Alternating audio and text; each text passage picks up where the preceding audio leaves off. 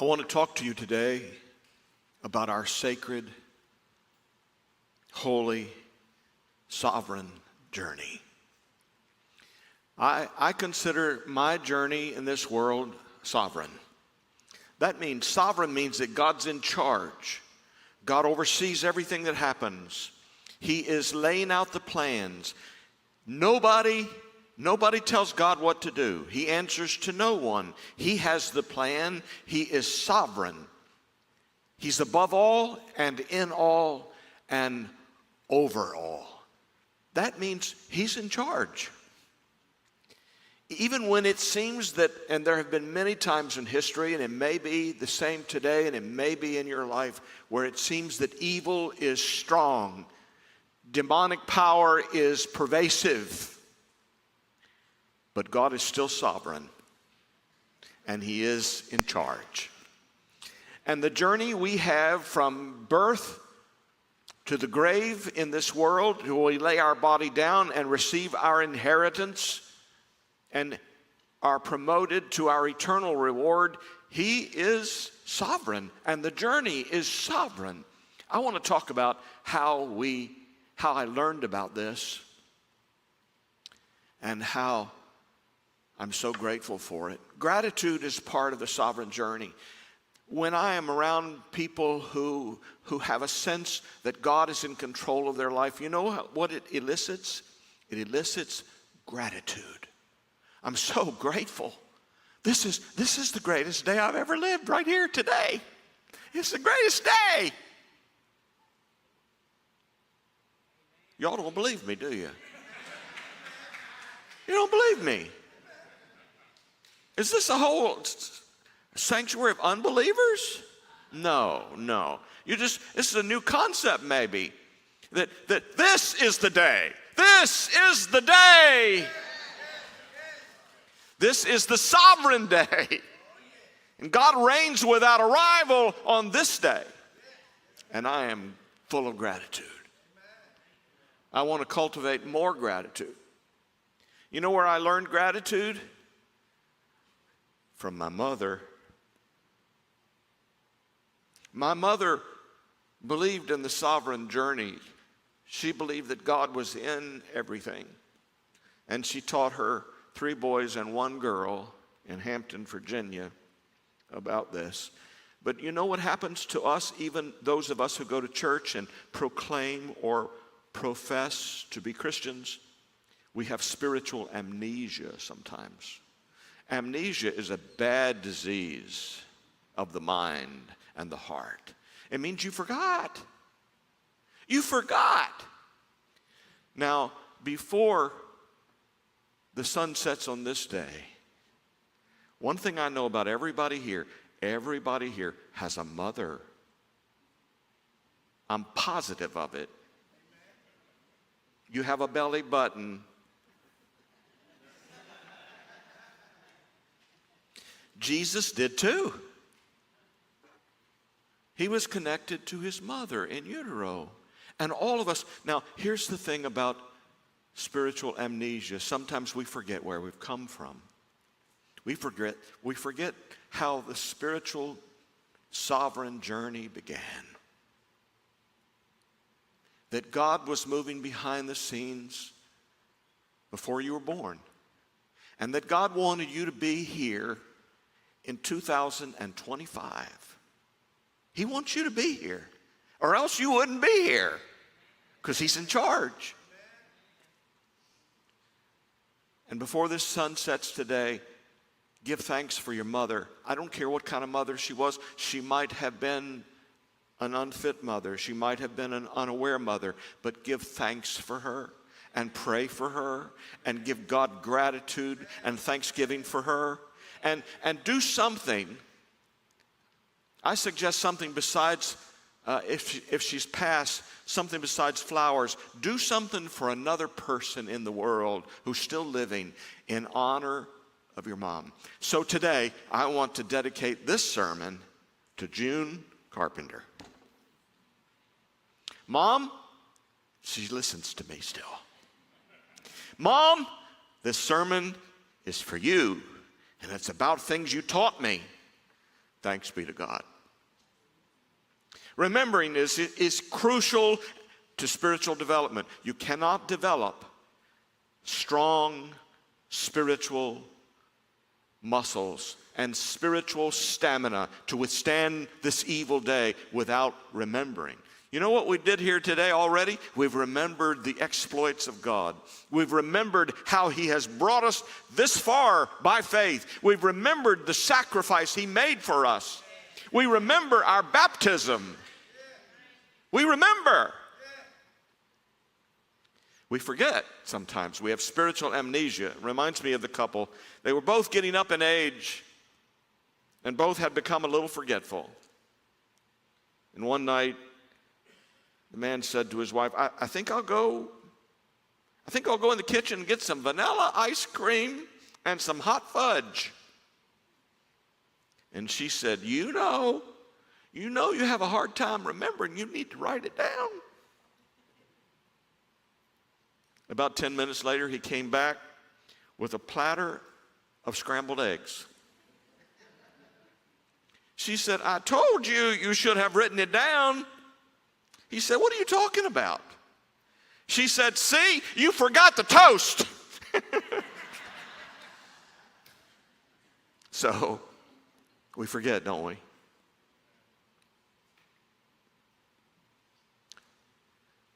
My journey began in a family of 3 boys.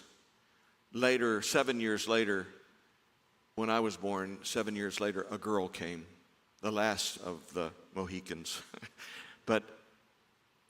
And it began in a house called 315 Holt Street in Hampton, Virginia. This is a picture of it. It's a little bungalow house in a great town that has existed. It was started in 1615. It's called the oldest English-speaking settlement in America. My father was born there. I was born there. My brothers and sister were born there. And we grew up in this house with one bathroom. One bathroom for all 6 of us. Until we graduated to a new house later on. But from Holt Street to Daphne. And in between, God has taken me to some of the greatest churches in America.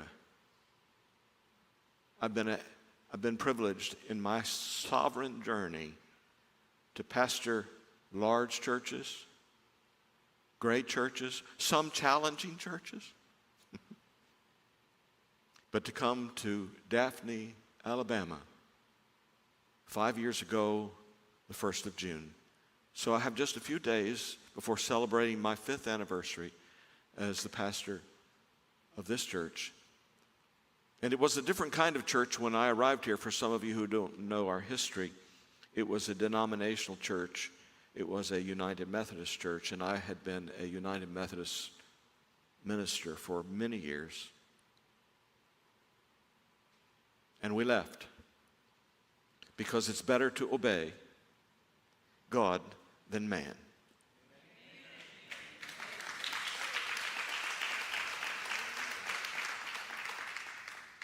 And God has blessed this church for the last 2.5 years, and He's still blessing it. And He wants to have His way here. He wants to have His way here. He's trying to have His way here. He's working on me, and I think He's probably working on some of you. But you know how it started in this house? This house, one day, a man by the name of Mr. Thompson knocked on our door. We didn't go to church. Mr. Thompson knocked on our door. He was an eccentric gentleman, as we came to learn later, but he invited us to his church on Pear Avenue in Hampton, Virginia.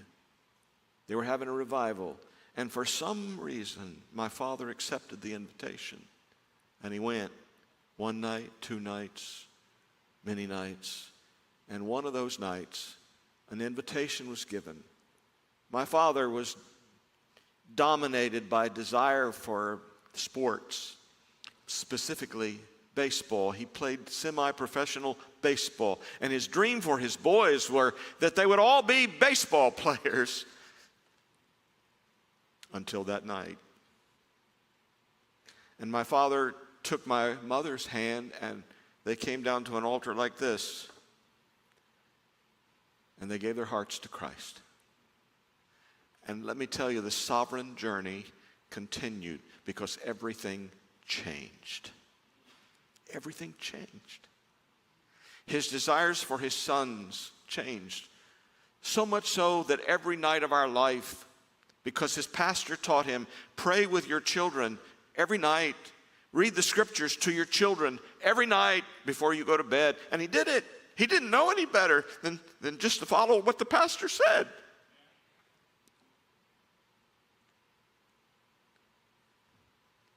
And all three of those boys, they're there in that picture.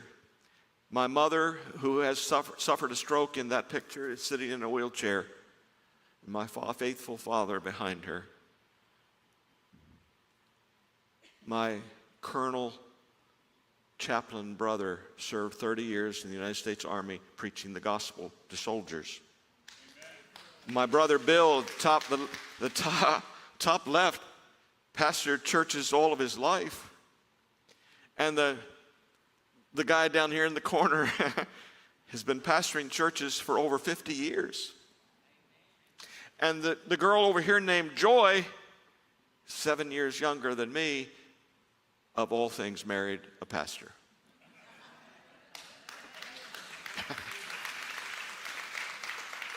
And baseball is not in the picture. Thank you, Mr. Thompson. Thank you, Mother. Thank you, Dad. Søren Kierkegaard was a Danish theologian in the 1800s. And he said this.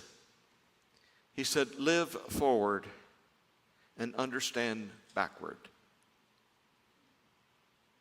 Live forward, understand backward. So when we look backward with gratitude and with a heart wanting to learn, how did God do this? What were the occasions that precipitated my parents' conversion? It was the initiative of one man. The initiative of an evangelist, not ordained by some priest or bishop or pastor, but a man who felt a compulsion inside him to tell the story and to invite people to Christ. And he simply began by inviting us to church. To this day, I use the address of that house as a password all across the internet because I know that place so well. And it is a memorial to me of the sovereign journey. So I encourage you today with your mother to live forward, but understand backward. Learn from where you have come. And no matter what your life has been about, no matter if you feel like a failure or if you have been a failure in the eyes of the world or anybody, understand what that means. Understand how God led you through circumstances and events. He has led you. It may not have been the best thing in your life. You may not have been partners with God. You may not have understood what God was doing in your life. You may not have understood why God gave you to your mother. Right? Some of us have resented our mothers. That should stop today. That should stop today.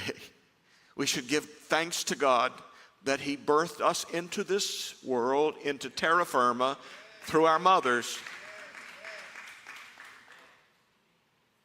But we should also ask God for directions on the sovereign journey that is in front of us. Where do we go next? What's His plans for us? How do we synchronize with His Spirit who's leading all of us who are wanting to be led. My mother, my father, my brothers, you, my spiritual brothers and sisters. How God led me to an incredible wife who, for me, I have never had the knowledge outside of my own mother of a mother talent, a mother capability. My own precious wife, Karen, is a great mother. Her children now rise up and call her blessed. All four of them. So I want to talk to you about major pivots on the sovereign journey.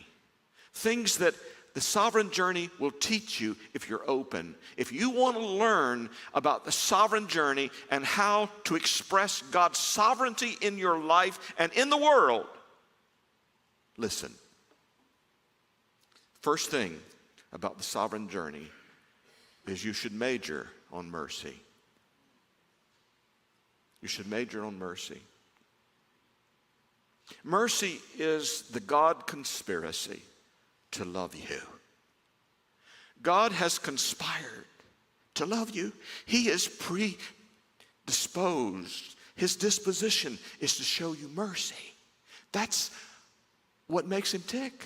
That's what his heart is like. He wants to show mercy.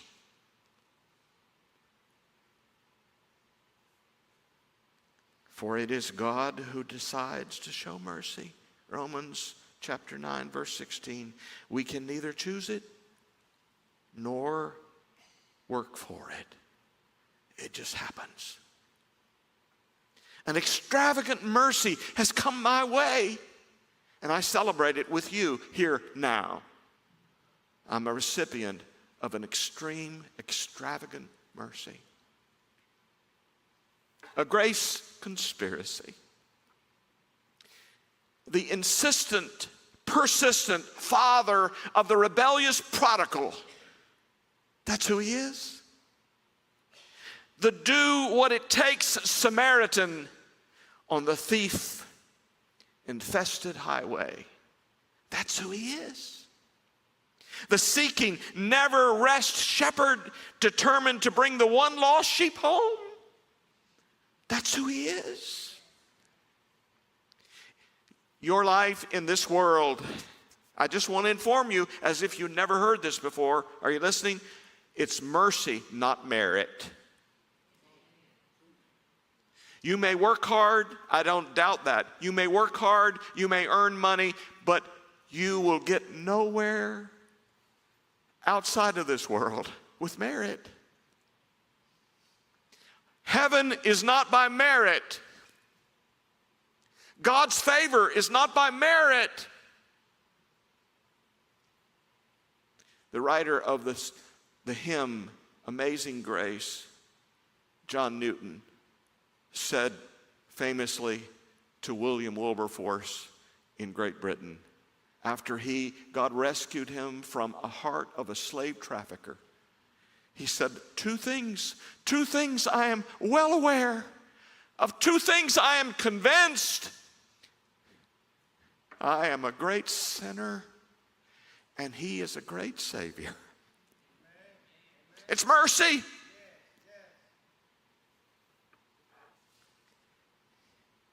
You can't work it up on your own, and you don't deserve it, but it's here for you. It's here for you today. And you know one thing I've learned from my mother and others? Those who show mercy to other people have been transformed by God's mercy. And that's why he shows mercy. Blessed are the merciful, for they shall obtain what? Mercy. Mercy. And they will inherit everything. I stand here today still amazed by the grace of God. I'm still amazed that I get to stand up here and share the mercy of God with you. I'm a recipient of what C.S. Lewis called a severe mercy. It's severe. It's radical mercy. And I cannot tell you why. I know the reason he loves me, but I don't understand it. And I've told you this before in sermons. Your problem is not being a better person. Your problem is not being a better church member. Your problem is not giving more. Your problem is coming to new appreciation of God's mercy. When you come to the realization, God loves me no matter what I've done. God's mercy is abundant in my life. You start to live a different way, a different life. God's grace still amazes me. And I'm living today in the grip of mercy. On Mother's Day, 2025, and many, many years ago, my mother left, but I'm still living in the grip of her teaching me about mercy. Ephesians 3, may you have the power to understand this. All God's people should understand this, how wide and how long and how high and how deep his love is. May you experience this mercy and this love, though it is impossible to fully understand. May you be made complete with all the fullness of life and power that comes from God. A person who has been gripped by mercy is a person to reckon with. It's a person who will do great things in this world, because grace is not about merit. So, I want to just reiterate with you that mercy is an experience, mercy is a mandate, and mercy is a mission. That's what the Lord requires of us. He requires this church. You know, the one thing the Lord wants from this church is mercy. He wants us to show mercy. And you know what most churches have a hard time with? Is judgment. Judgmentalism. And when you talk to people who don't go to church and you invite them to church, they will say, they're just a bunch of judgmental people. I feel judgment. I've given it. Have you? I've been judgmental, condemning, non-accepting. The one thing we have to give that we have received is the greatest thing the world needs, is mercy. This is what John Wesley wrote in a hymn. "'Tis mercy all, immense and free, for oh my God, it found out me." Now, I wanted to read to you a modern hymn. This hymn was written in my lifetime and in your lifetime. And it's called "How Deep the Father's Love for Me," or for us. How deep the Father's love. And so I wanted to read it to you, and it's beautiful lyrics. But I thought,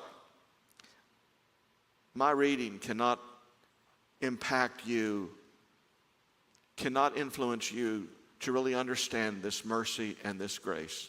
So I've asked Quentin and the team to come here in the middle of this sermon and talk to you and do a little sermonette in song. How's that? Here's the sermon in song. How great is this mercy? How deep the Father's love for us. Listen and take it in.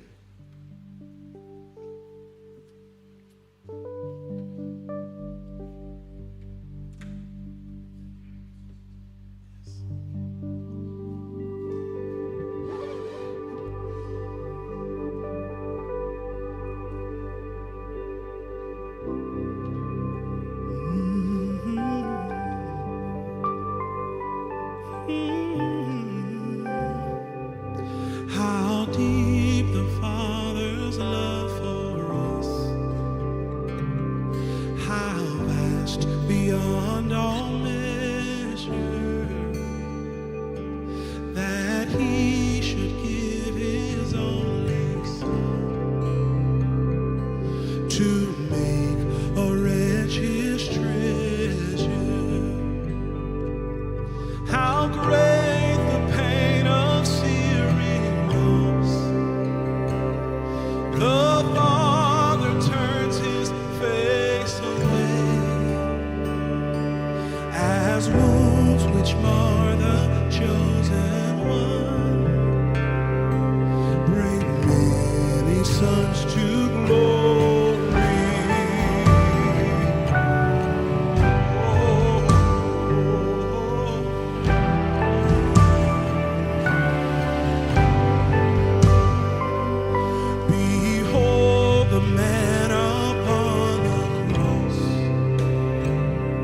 my sin upon his shoulders. Ashamed, I hear my mocking voice call out among the scoffers. It was my sin that held him there until it was accomplished. His dying breath has brought me life. I know that it is finished. Oh, to tell us now. It is finished. Oh, it is finished. Oh,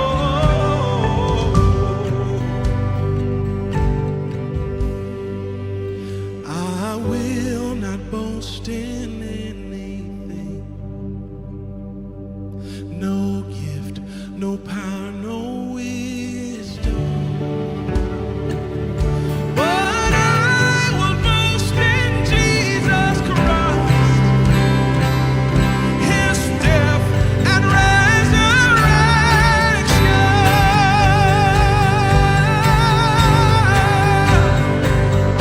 Why should I gain from his reward? I cannot give an answer, but this I know with all my heart. His wounds have paid my ransom. Why should I gain from his reward? I cannot give an answer, but this I know with all my heart. His wounds have paid my ransom. Yes, this I know with all my heart. His wounds have paid my ransom.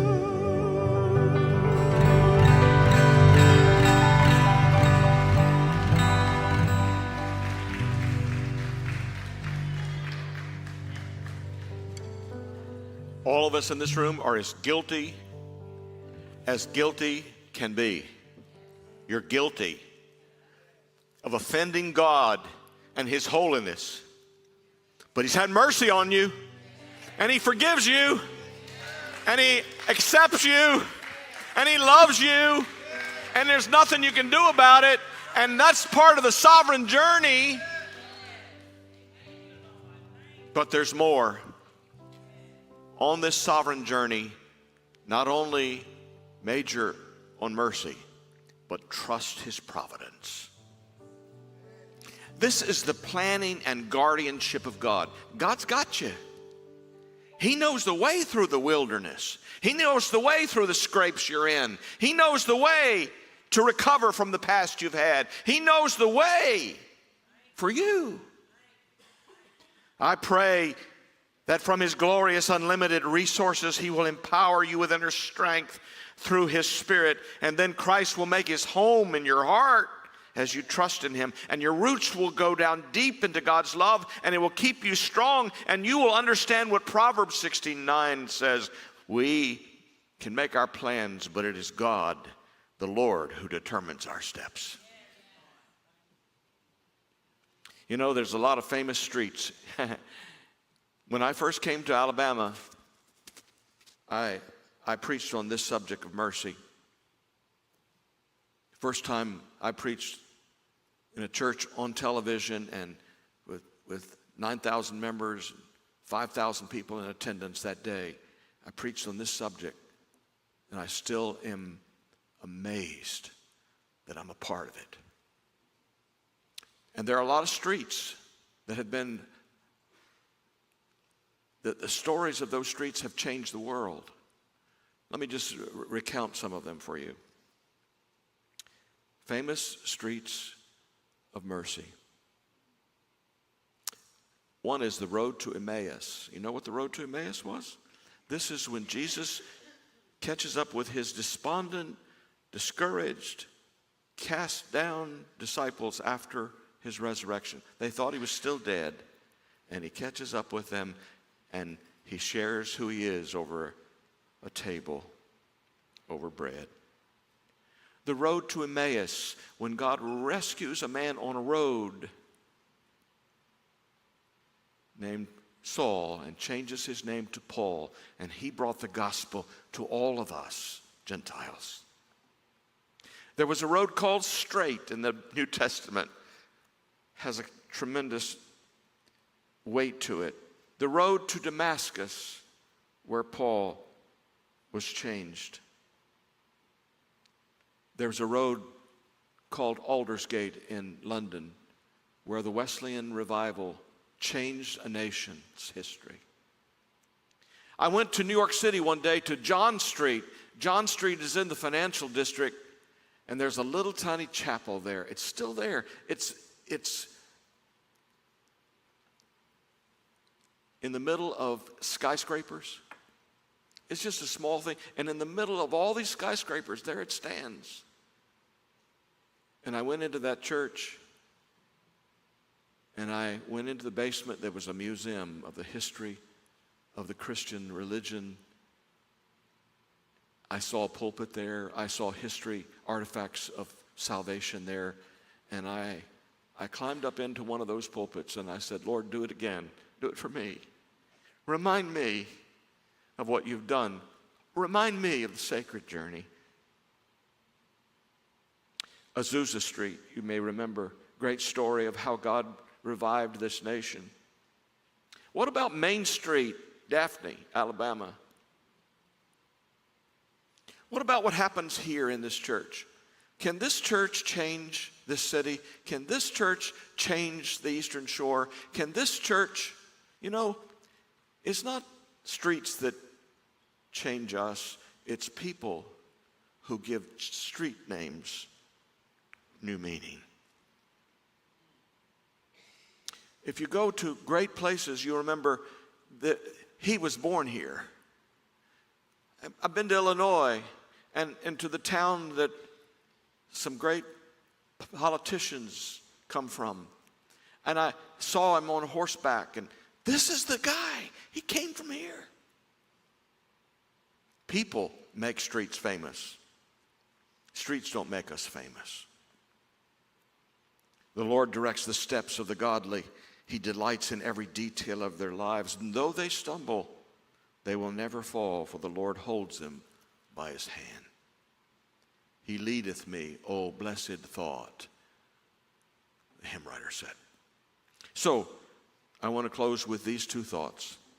Because of the sovereign journey and mercy that has been extended to us, because we have a different view of life when we trust God's providence, when we see through the events that are happening in our lives, and we believe that God is moving behind them, that he's totally aware, then we live with passion.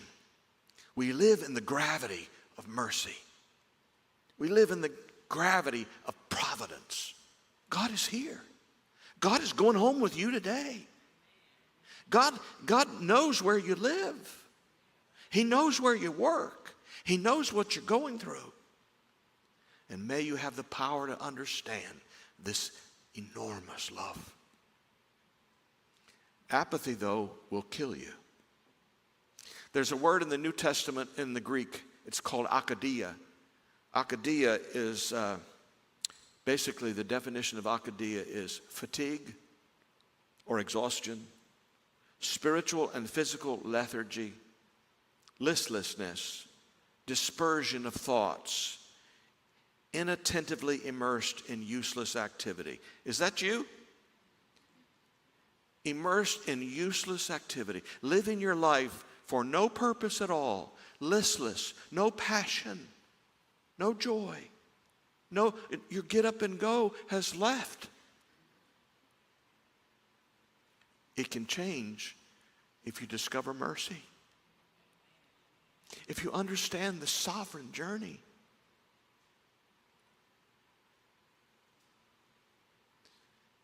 I wrote a hymn, been quoting a couple hymns the last 2 weeks. I wrote another hymn one time, and it goes like this. Eager for thee, I ask and pant. So strong this principle divine carries me out with sweet constraint that I am lost in your immensity. I'm swallowed up in your bigness, God. I'm swallowed up. I'm lost in your immensity. Your mercy just overwhelms me. And I want to live with passion. I don't want one day to go by that I don't have passion for the day. That even if I can't walk, I want to live with passion. It's not the state of your body, it's the state of your heart that matters today. We can be a church that draws people to God because of these things. Finally, pursue this vision. Pursue the vision of seeing the possibilities of mercy. What happens when you show people mercy? What happens when you become an extravagant giver? When you go all out of your way to give? What happens when you see God working behind the scenes and you believe that? What happens when you live with passion? Brothers and sisters, ladies and gentlemen, we're called in this room, those listening to my voice, we are called to create the future. We're called to help form it with the grace of God and His mercy and His providence in this sovereign journey. Don't let life happen to you. Just happen to you.